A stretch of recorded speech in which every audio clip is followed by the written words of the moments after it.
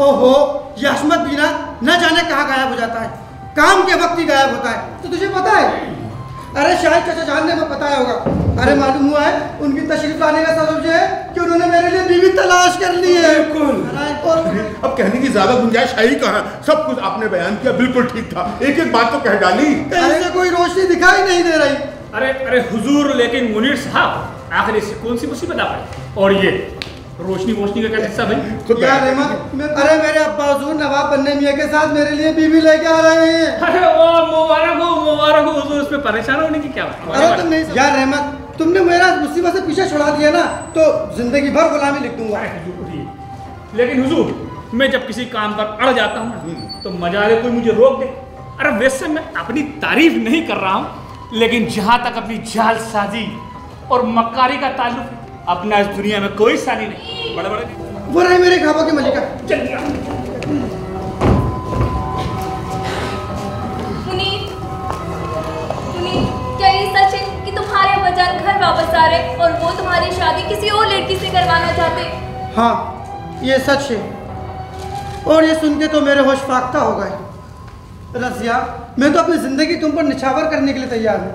हाँ, मगर मैंने सुना है कि मर्दों की मोहब्बत की चिंगारी जल्दी ठंडी हो जाती है, लेकिन औरत जिंदगी में एक मर्तबा मोहब्बत करती है। दुनिया का कोई बाप मुझे मजबूर नहीं कर सकता कि मैं तुमसे बेवफाई करूं। अगर वक्त पड़ा तो मैं अपना घर बार छोड़ने के लिए तैयार हूं, लेकिन तुम्हें अपने हाथ से नहीं जाने दूंगा। मैं तो उस लड़की को देख भी चुका हूं। पहली नज़र में मुझे उससे कुछ नफरत सी हो गई थी। मैं तो यही दुआ करता हूं कि काश समंदर उसे हमेशा के लिए हम दोनों से दूर रखे। मैं तुमसे मिन्नत करता हूँ, अपने ये आंसू पोंछ लो।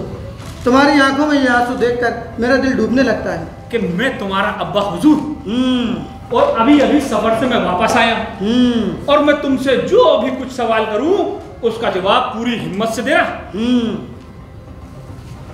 नालायक, मैं हया, तेरी इतनी हिम्मत कि तूने मेरी गैर हाजिरी में यह हरकत की। क्या मैंने तुझे इसी दिन के लिए पाल पोस कर बड़ा करा था कि तू मेरी नाक काट दे? बोलता क्यों नहीं? जवाब नहीं है तेरे पास। अरे हुजूर, आपको तो पजामा भी गया। मालूम नहीं, पर जनाब इस वक्त आप बिल्कुल मेरे अब्बा हुजूर दिखाई दे रहे हैं। ऐसी हरकत की है कि सर पीट लेने को जी चाहता। ओह, लगता है सारी बातें सुन चुका है। और उस पर हाँ हो मेरे नमस्कार। हुजूर आदाब, हुजूर आदाब। हुजूर खुदा का शुक्र है आप सही सलामत घर लौटे। हुजूर, तुमने अपना फर्ज बखूबी निभाया। मेरे फर्ज अर्जुन, मेरे गैर हाजिरी में तुमने निहायत शरीफाना जिंदगी गुजारी। हुजूर, और फिर हुजूर उसको निभाना भी खूब अच्छी तरह जाता। तुम ठीक है तो, लेकिन मैं इस हद तक कभी नहीं गिरा जितना वो नालायक गिर गया। और उसकी दोनों की इज्जत और आबरू के लिए ये भी निहायत जरूरी है कि जो कुछ तुमने अभी अभी कहा है वो बिल्कुल उसका उल्टा कहा है। हुजूर, वो ये बात नहीं मानेगा। नहीं मानेगा? नहीं हुजूर। अरे सब मानना पड़ेगा। सबके रास्ते निकाल लीजिए। मुझे एक ऐसे शख्स की जरूरत है जिस पर मैं भरोसा कर सकूं। मुझे एक काम लेना है उससे। जरा उस तरफ तो देखो। हाँ, अब अपनी टोपी को एक काम कर रहा। हाँ, शाबाश। मियाँ के अच्छे और शरीफ बाप की तरह जो कि आप हैं, यदि इसकी तबीयत में थोड़ी और होशियारी बढ़ती होती ना तो ये दिन देखना नसीब ना होता। हाँ, तो मतलब क्या है? कहने का मतलब ये है पढ़ने में कि वो डायलॉग तो आपने सुना होगा, जिनके घर शीशे के होते हैं वो दूसरों के घर पे पत्थर नहीं फेंकते। जाने अरे अस्सलाम वालेकुम अब्बा मियां। वालेकुम अस्सलाम। आप तशरीफ ले आए? ले आए, लेकिन जरा दूर से। लेकिन अब्बा मियां आप इतनी दूर से आए हो? दूर से तो आए, लेकिन गले वाले बाद में। लेकिन अब्बा मियां पहले और आंखों में आंखें डाल के देखो। देख लिया? ये सब क्या है? ये सब क्या है? अरे तुमने मेरे पीठ पीछे क्या गुल खिलाए हैं? आइए हुजूर, आइए, इधर से ही चले आइए। हाँ, इधर से चलिए। आइए। ओह, तुम आ गए। अरे तुम्हें देखकर तो मैं खिल उठता हूँ। हुजूर, आपकी जर्रा नवाजी का मैं एहसान मंद हूँ। ये तो तेरी सारी जर्रा नवाजियाँ भी निकाल देता। तू क्या समझता था मेरे चुंगल से बचने के लिए ना? मुझे तेरी सारी बदमाशी मालूम हो चुकी है। सीधी तरह कबूल कर, नहीं तो गर्दन काट के हाथ में रख दूंगा साले। हुजूर, असल बात ये थी कि वो शराब में और मेरे दोस्त चट कर गए थे और आपको धोखे में रखने के लिए पीपे के आसपास पानी डाल दिया था। और मैंने आपको बताया था मुझे रास्ते में चोर लुटेरे मिल गए थे जिन्होंने मुझे बहुत मारा पीटा और आपकी घड़ी छीन ली। नहीं हरामखोर, वो इससे भी अहम और जरूरी बात है, और मैं तुझसे इसी वक्त को बुलवा कर छोड़ूंगा। साला दिमाग चाट दिया। छोड़ो मेरा मजाले, शहर का कोई वकील मेरे खिलाफ कुछ बोल रहा है। हुजूर जरा सोच लीजिए। सोच लिया, 200 रुपए नहीं दूंगा। अरे हुजूर एक बार और सोच लीजिए। अरे एक बार और सोच लिया। अरे हुजूर बिना सोचे समझे कदम ना उठाए। वो मुझे अभी उड़ते उड़ते खबर मिली है कि वो अदालत में जाके कानूनी तौर पे मेरी बहन की शादी तोड़वाना चाहता है। वो तो मुझे नहीं पता। क्या बकता है, क्या बकता है? मैं पागल हो जाऊंगा, पागल हो जाऊंगा। मेरी आंखों में खून टपका। मुन्ने मियां की दुश्मन हो आप मुझसे बात नहीं तुमसे भी करूंगा। आपसे मिलकर मुझे बेहद खुशी हो रही है, बेहद खुशी हो रही है। क्या मतलब हुजूर, आपको भरोसा नहीं है मुझ पर? क्या हुजूर पहले तो ये बताइए मुझे आपको धोखा देकर क्या मिलेगा? मैं तो आपकी और आपके बेटे की खिदमत करता आया। अगर आपको मुझ पर भरोसा नहीं है हुजूर तो मैं फौरन इस मामले से हट जाता हूँ। आप किसी और का बंदोबस्त कर लें। हुजूर आप मैंने आपको सारे जहां में ढूंढ मारा हुजूर। अच्छा, अंधा हो गया कि बहरा हो गया? तेरे आगे पीछे घूमने वादे करते थे, क्या हुआ हुजूर? क्या रहमत फौरन तुर्की को जाओ। हाँ उससे कहो हाँ नवाब साहब कानून का दरवाजा खटखटाएंगे। कानून? हाँ? और बीच समंदर में? और उसे क्या पता था कि यूं होगा? हुजूर ये सोचिए वक्त बिल्कुल कम। हाँ ये भी सही है। हाँ अच्छा ऐसा करो हुजूर 500 रुपए। 500 रुपए? हाँ हुजूर 500 रुपए। 500 रुपए उसे मालूम है 500 रुपए होते कितने? हाँ हुजूर पता है। और ये सोचे कि वक्त इतना कम रह गया। ओह कहीं मेरे आका पर ना मालूम क्या बीत रही है, कहीं वो अल्जीरिया के लिए चलना पड़े हो। लेकिन खुदा तू मेरा गवाह है, जो मैंने उन्हें बचाने की कोई कसर छोड़ी। अगर उन्हें कुछ हो गया होगा तो मैं कयामत के रोज उनके वालिद बुजुर्गवार को ही कसूरवार ठहराऊंगा। रुको रुको, क्यों फिक्र की वजह से दिमागी कराओ। हाँ हुजूर तो साफ जाहिर होता है, दौलत आनी जानी चीज होती है, आती जाती रहती है। आई मोहब्बत वो एक दूसरे ही किस्म की चीज़ है।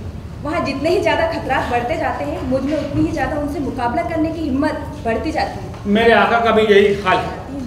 अगर आपके आका ये समझते हैं कि उन्होंने मुझे रुपया देकर बचा लिया है तो शायद आप गलत फहमी में हैं। मैं अपनी उनकी मोहब्बत का इम्तिहान अपने तरीके से लेना चाहती हूँ। मैं इन खतरों से भागने वाला नहीं, मैं तो सिर्फ उन लोगों से भागता हूँ जो इतने कमजोर दिल के होते हैं कि हर कदम फूक फूक कर रखते हैं कहीं फंस ना जाए। आपकी मर्तबा हुजूर 5-6 आदमियों का गोला रहा है। 5-6? हाँ हुजूर शुक्र रहिए। चलो जल्दी आओ, नवाब बनने में नाम के आदमी को ढूंढ निकाल रही है। वो देखो वो रहा उसका नौकर, आओ उससे पूछे कि भाई तेरा आका कहाँ है?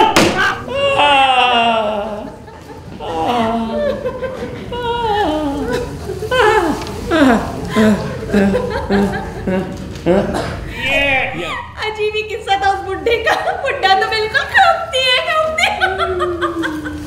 उन्हें मुआवजे के रूप में कुछ रकम दी जाए, लेकिन उस वक्त वो नौजवान बिल्कुल ही फक्कड़ था, फक्कड़। हालांकि उसका बाप बहुत ही मालदार था, लेकिन एक नंबर का कंजूस, मक्खी चूस, खूसट बुड्ढा था। अच्छा आप ये बताइए, आप शहर में ऐसे आदमी को जानते हैं जो एक नंबर का कंजूस मक्खी चूस हो? नहीं, मैं किसी ऐसे शख्स को नहीं जानता जो कंजूस और मक्खी चूस हो। मुझे ना उसका नाम भी मालूम है। हाँ वो नवाब बनने मियां तो नहीं? अरे हाँ हाँ इसकी मैं खाल खींचे बगैर नहीं दूंगा। हाँ अरे आपको खाल खींचेंगे मियां, मैं तो उसमें भूत सा भर दूंगा। कुछ भी कहिए मियां, जो होता आया है। एक बात समझ में नहीं आई, मेरी बेटी को वहाँ से रवाना हुए अरसा हो गया, आज तक उसका पता नहीं। वो एक बात मेरी भी समझ में नहीं है यार बनने मियां, तुम्हें अपनी लड़की को वहाँ छोड़ के आने की जरूरत क्या? अरे अपने साथ क्यों नहीं लेके? अरे इसलिए मियाँ कि मैंने दूसरी शादी की है, ये वक्त से पहले आप लोगों को मालूम पड़ जाए नहीं चाहता था। मैं अपनी गलती पर बेहद शर्मिंदा हूँ। अगर मुझे मालूम होता कि आप कौन है तो मैं आपके बारे में कभी कुछ नहीं कहती।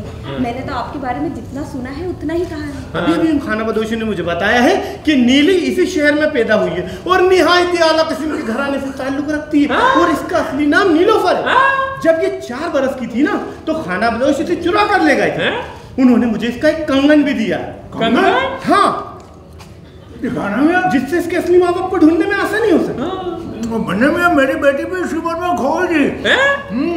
अरे ये तो वही है, वही है, वही है। अरे मुझे कोई शक नहीं रहा, मैंने अपनी माँ पे गई है। कर रहा था तो उसके सर पर एक हथौड़ा गिर गया, सर पटाखा फटा रह गया, गुदी तक निकल ही आई। आप मेरी खताएं माफ कर देंगे हुजूर, खासकर नवाब मुन्ने मियाँ और नवाब बन्ने मियाँ। मियाँ मैंने तुम्हें ना जाने वो कौन सी मनहूस गली थी कि मुझे आपको पीटने पर हुजूर। क्यों सबके सामने सरेआम बेइज्जती कर रहा है? हुजूर अब मेरा दिल गम से फटा जा रहा है।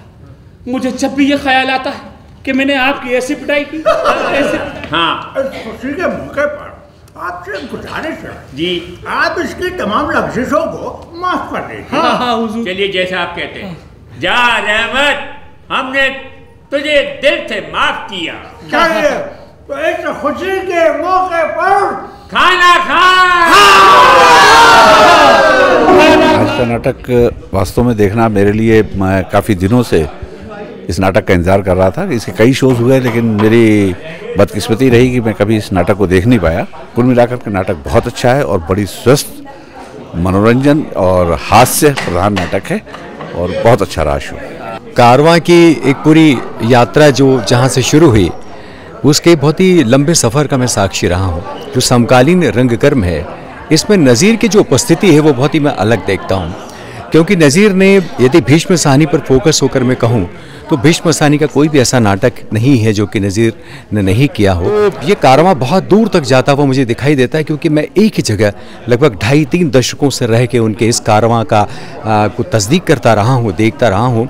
तो मैं ये देख रहा हूँ कि उम्र-दराज कैरेक्टर्स को लाना, चुनना और उस कैरेक्टर के पास रखना, तो ये काम नज़ीर भाई बखूबी करते हैं। नाटक तो देखकर मुझे लगा कि अशोक बुलानी जिनके 40-30-35 साल की यात्रा का मैं साक्षी हूँ, और उतना ही मोबिदुल्लाह खां को देखता हूँ, क्योंकि मैंने जब उनका साठे देखा था, जब जावेद जदी ने उसको डायरेक्ट किया था, तो तब भी वो इतनी ही एनर्जी से भरे हुए थे और आज भी कमोबेश उतनी ही एनर्जी में उनकी देखी। बहुत बहुत शुभकामनाएं। ब्यूटीफुल सोवर और ही मज़ा आ गया कहना चाहिए। बहुत से नाटक में मैं देखा है मैंने, तो अभी जो ये पहली बार देखा मैंने, इसमें बहुत ही अच्छा कॉमेडी सिस्टम रहा, अच्छा, बहुत ही अच्छा रहा।